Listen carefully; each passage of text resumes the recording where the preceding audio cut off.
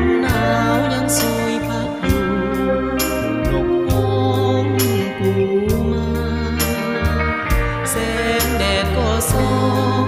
ทั่วท้องพลานบรรณาเห็นเมฆลอยตามภูผาซาบซึ้งอุราคาแท้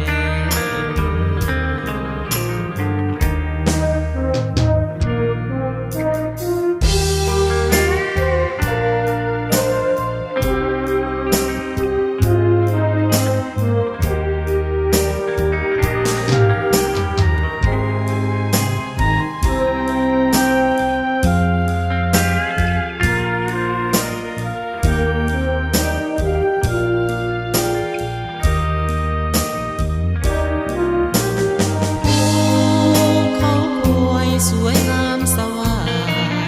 งามแท้โอ้ธรรมศาสตร์สวรรค์วาดไว้หรือนี่หากใครผู้ใด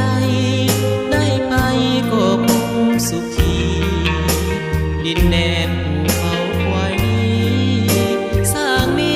แต่สิ่งงามตายิ่งมองยิ่งงามยามเมื่อเศร้าลมหนาวยังโชย